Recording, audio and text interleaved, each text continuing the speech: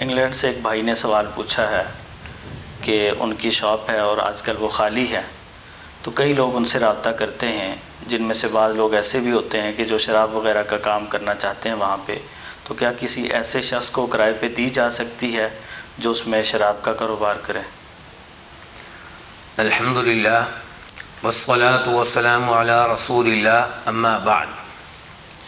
اللہ رب العزت قرآن حکیم میں ارشاد فرماتے ہیں کہ وَلَا تَعَاوَنُوا عَلَى الْإِثْمِ وَالْعُدْوَانِ، کہ گناہ کے کاموں میں ایک دوسرے سے تعاون کرنے کی اجازت نہیں ہے، ظلم و زیادتی کے امور میں ایک دوسرے سے تعاون کرنے کی اجازت نہیں ہے۔ جی، اس لیے اپنی دکان اس آدمی کو دینا جو اسے شراب بیچنے کا مرکز بنائے گا، سینٹر بنائے گا، یہ درست نہیں ہوگا، بلکہ یہیں سے چند اور چیزیں بھی ہم ذکر کریں گے کہ اگر کوئی اپنا گھر،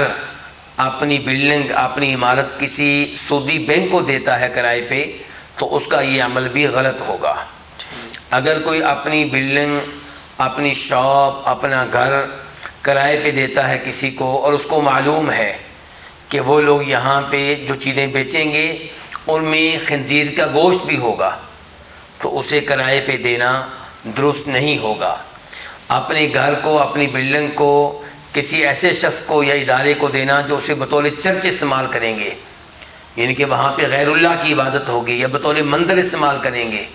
تو یہاں پہ بھی کرائے پہ دینا درست نہیں ہوگا۔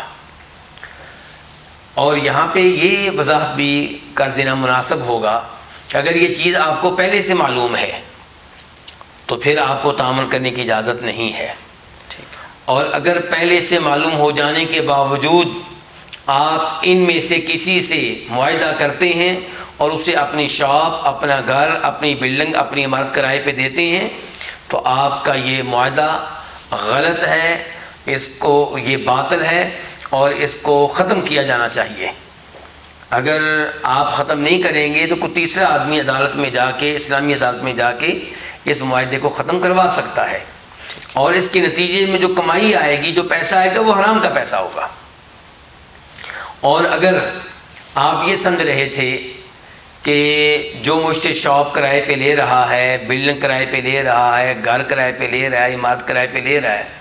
وہ کوئی ایسا کام کرے گا جو شریعت کے مطابق ہوگا، شریعت کے خلاف نہیں ہوگا، لیکن اس نے کوئی ایسا کام شروع کر دیا، آپ سمجھ رہے تھے کہ وہ ایک عام مارکیٹ بنائے گا، لیکن اس نے عام مارکیٹ میں خنزیر کا گوشت بھی رکھا، شراب کی بوتلیں بھی رکھیں بیچنے کے لیے، تو اب آپ اس سے بات کریں گے، اس کو تنبیہ کریں گے، وارننگ دیں گے۔ اگر وہ آپ کی بات مان لے تو ٹھیک، ورنہ آپ اس کے ساتھ یہ معاہدہ کینسل کریں۔ اللہ رب العزت سے دعا ہے کہ اللہ تعالی ہمیں ہر قسم کے حرام امور سے دور رہنے کی توفیق عنایت فرمائے۔ شیخ صاحب، ہمیں یہ بات ذہن میں رکھنی چاہیے کہ جیسے حرام امور کا ارتکاب جرم ہے، ایسے حرام امور کے ارتکاب کرنے والے کے ساتھ تعاون بھی جرم ہے۔ جی، آپ اس حدیث پہ غور کر لیں جو مسلم شریف میں آتی ہے کہ نبی علیہ الصلوۃ والسلام ارشاد فرماتے ہیں اللہ کی لعنت ہے سود لینے والے پہ، سود دینے والے پہ، سودی معاملات پہ، گواہ بننے والے پہ، اور سودی معاملات کو تحریر کرنے والے پہ۔ اب جس نے سودی معاملے کو تحریر کیا ہے وہ نہ سود لینے والا ہے نہ دینے والا ہے، لیکن اس پہ بھی اللہ کی لعنت۔ جو گواہ بنا ہے وہ نہ سود لینے والا ہے نہ دینے والا ہے، اس پہ بھی اللہ کی لعنت۔ ایسے ہی وہ احادیث آپ پڑھیں جن میں شراب کی حرمت کا اعلان آیا ہے، تو ان میں الفاظ کیا آتے ہیں کہ وہ بھی، اسے بھی گناہ ملے گا جو شراب اٹھاتا ہے، اٹھا کر کسی کو دیتا ہے، کسی تک پہنچاتا ہے۔ جو شراب بنانے والا ہے وہ بھی مجرم ہے۔ تو کہنے کا مطلب یہ ہے کہ حرام امور میں تعاون بھی جرم ہے اور اس سے بچا جائے۔ واللہ تعالی اعلم۔